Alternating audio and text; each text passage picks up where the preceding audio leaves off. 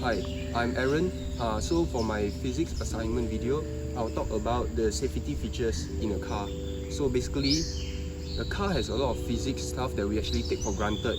Now the four of them is number one, the collapsible steering wheel, a crumple zone, airbags, and seat belt. So I will explain about each of them, but all of them actually serve one purpose. That is to reduce the impulsive force by lengthening the time of collision. So basically, we know that every car has seat belts and airbag. Now, unfortunately, this is not my car, so I cannot actually show that its seat belts and airbags are functioning, but you have to take my word for it. Basically, the function of seat belt is that when we are moving, when the car is moving in fact, so our inertia, the inertia of body is moving forward. Then imagine all of a sudden we hit the brakes. So now, the lower part of our body, it stops, but the upper part, the moment of inertia, is still going forward. So in fact, the seat belt, it makes it so that we cannot tip over or we cannot crash out of the window when we stop our brakes. So on this side, I want to talk about two features, that is the steering wheel and also the airbag.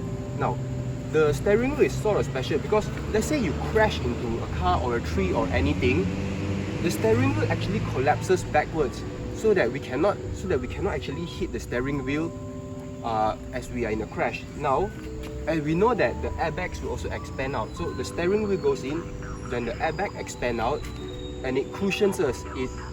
It lengthens the time of collision for us so that during the crash, more energy is dissipated away instead of into our organs. Right. So the last thing I want to talk about is actually the crumple zone of the car. As you can see, it's around this long. So this crumple zone, right, is actually made of an elastic material. It's not made of like hard metal. So let's say if you crash into a tree, a car, right? Now, the energy from the crash, it is meant to crumple this small little zone here. Because if let's say, right, it is made from solid metal or something, all of the energy, right, this metal here won't be deformed. All of the energy will straight away be transferred to the passenger. In this case, right, our organs are just gone. So when it's made from elastic material, the energy is dispersed out in different directions, so it reduces the force, the impulsive force that we receive during a crash. Alright, so previously, we have actually showed about the safety features of the car theoretically. Now, let's actually do the numbers here.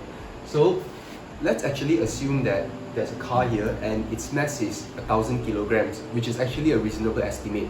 And we also assume that it was going off on an initial velocity of 150 kilometers per hour. Now, if we actually use our calculator and converted that to meters per second, we would actually end up with 416.7 meters per second.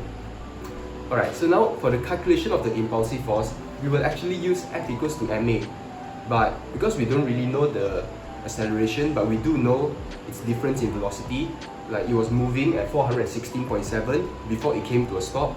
So the formula will be F equals mass multiply the rate of change of velocity. So as you can see from these calculations here, it's actually for the crumple zone, which is these two areas that I highlighted. So if we just sub in the values, let's say the time of collision was 0.5 seconds, we will end up with 833.4 kilonewton. Now if we were to have crumple zones and let's theoretically say it doubles the time of collision to 1 second. Now if you put it inside the calculation, you end up with 416.7 kilonewton. So based on this comparison, what you can find is that when you double the time of collision, right, the impulsive force that is actually transferred to the passenger has been lowered in half. So just a slight change of time in collision can actually reduce a lot of the impulsive force that gets transferred over to the passenger.